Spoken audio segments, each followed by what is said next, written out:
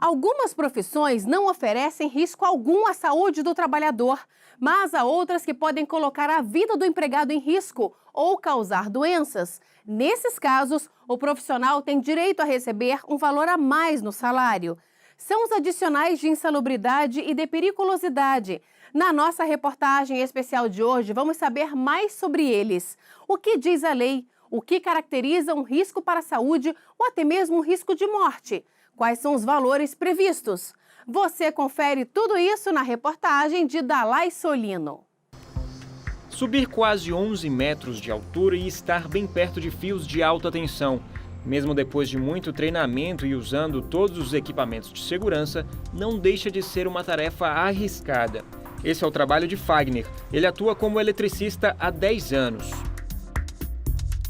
Só de você estar exposto, Você estar ao contato, a eletricidade já é um risco já. Sem dúvida, o maior risco é perder a vida. Sim, já fui treinado, A gente tem todo o procedimento, a parte de integração na empresa, A questão do procedimento, para minimizar essa questão do risco aí. O artigo 193 da CLT considera atividades perigosas regulamentadas pelo Ministério do Trabalho aquelas que impliquem risco acentuado em virtude de exposição permanente do trabalhador a inflamáveis, explosivos, energia elétrica em alta tensão, trabalho em motocicletas, trabalhos que podem envolver situações de roubos ou outras espécies de violência física nas atividades profissionais de segurança pessoal ou patrimonial. Nesses casos, é assegurado ao empregado um adicional de 30% sobre o salário, sem os acréscimos resultantes de gratificações, prêmios ou participações nos lucros da empresa. Por a gente estar exposto ao contato, a gente recebe essa periculosidade. Mas quanto que a gente vai poder avaliar, a saúde da gente? Quanto vale a saúde da gente, por essa exposição? Então, é complicado você falar se vale a pena ou não esse adicional. Fagner sempre tomou todos os cuidados e nunca sofreu qualquer tipo de acidente, mas já presenciou um colega levando um choque. Durante um serviço, o profissional acabou encostando em um dos fios e sofreu uma descarga elétrica, mas como estava com os equipamentos de proteção, não teve lesões mais graves. Na hora, foi um susto. É uma coisa assim inexplicável, O que a gente tem é cumprir os procedimentos, o que a gente foi treinado à risca para que tudo saia perfeito. Para evitar acidentes e fatalidades, a empresa deve fornecer os equipamentos de proteção individual, que são esses óculos, capacete, macacão, luva e botas. Além disso, um treinamento deve ser dado a todos os trabalhadores. A gente entra aqui, a gente fica 4 meses, de treinamento, onde a gente compõe área subterrânea, rede aérea, eletricidade, desde a básica ao avançado, NR10, que é super importante, que é o que nos protege principalmente o profissional da área elétrica. Após isso, ainda tem um estágio supervisionado, em campo, com uma pessoa que já trabalha há mais tempo, até a gente sentir uma certa segurança para a gente poder trabalhar isso. Outras profissões possuem riscos diferentes. Podem não ser consideradas perigosas, mas de acordo com o artigo 189 da CLT, são insalubres, ou seja, podem fazer mal à saúde do trabalhador. São atividades que expõem os empregados a agentes nocivos acima dos limites de tolerância, que são fixados por peritos e regulamentados pelo Ministério do Trabalho. Esses limites garantem uma margem de segurança no ambiente de trabalho, em razão da natureza e da intensidade do agente e do tempo de exposição aos efeitos dele. Os agentes nocivos, de acordo com a norma regulamentadora número 15 do Ministério do Trabalho, podem ser ruídos, frio, umidade, agentes químicos, físicos, biológicos, benzeno, poeiras minerais e locais com pressões maiores do que a pressão atmosférica. A norma estabelece também os limites de tolerância aos quais o trabalhador pode ser exposto a esses agentes. A norma determina que o adicional pago ao trabalhador deve ser de 40% no caso de insalubridade em grau máximo, 20% em grau médio e 10% em grau mínimo, calculados em cima do salário mínimo. A ANR traz uma série de atividades em que os trabalhadores estão sujeitos a esses riscos e que têm direito ao adicional. Uma das profissões que deve receber o adicional de insalubridade é a de técnico em radiologia. Isso porque, mesmo em doses baixas, a radiação pode trazer problemas à saúde. Caso o trabalhador se descuide, há o risco de doenças como câncer e até cegueira.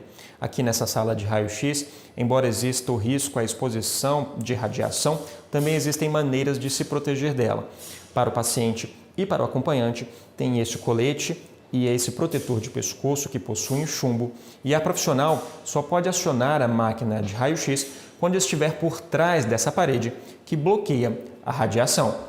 A Daiane trabalha há 5 anos na área e sempre toma todos os cuidados necessários para proteger o paciente e a si mesma. Inicialmente eu ficava com medo quando eu iniciei a minha carreira como técnica de radiologia, por não ter conhecimento sobre os aparelhos e sobre as proteções. Mas depois de um certo tempo que eu estava trabalhando, eu percebi que se a gente se cuidar da forma correta, usar todas as proteções, o risco de desenvolver uma doença futuramente é muito pequeno, tá? É praticamente zero. Algumas profissões que são consideradas insalubres conseguem, por acordos ou convenções coletivas, negociar a jornada e outros direitos. Os técnicos em radiologia que atuam em hospitais públicos possuem 20 dias de férias a cada semestre, por exemplo. A Daiane, além de ter as férias diferenciadas, trabalha 24 horas semanais, de terça a sexta-feira. Embora exista o risco, ela ama o que faz. Chegam pacientes para vocês, para a gente, numa situação às vezes muito difícil, saem daqui sorridentes, né, com um problema muito grave, mas o tratamento que a gente dá para aquele paciente, o paciente acaba saindo daqui muito satisfeito. O fiscal do trabalho ressalta que o ideal é sempre neutralizar o risco de adoecimento do trabalhador. Apenas a compensação financeira por meio do adicional não garante a segurança do trabalhador. O adicional de insalubridade, ele é uma compensação pequena, baixa, não proporcional ao que ele está querendo cobrir, que é um dano à saúde ou até à vida dos trabalhadores.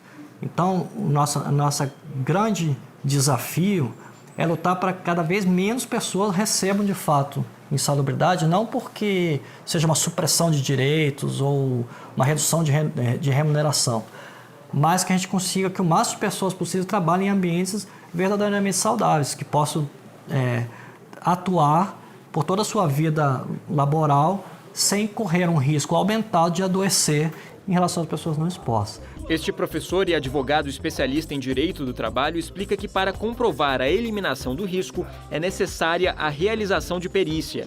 Depende, né, se ele dá os equipamentos e feita a perícia, aí tem que fazer uma nova perícia e se verifica que não há mais ou se diminuiu a níveis toleráveis. Então, por exemplo, ele muda o equipamento de proteção de áudio, né? Muda para um de concha, e aí é feita uma perícia e se verifica que traz agora uma redução a níveis toleráveis, aí ele pode realmente retirar o pagamento do adicional, somente quando se chega a níveis toleráveis, conforme regulamentado pelo Ministério do Trabalho. Se um trabalhador estiver exposto a algum agente insalubre e tiver uma profissão perigosa, os adicionais não podem ser acumulados. Outra impossibilidade é acumular insalubridades diferentes. O trabalhador deve sempre receber o que for mais benéfico para ele, o adicional de maior valor.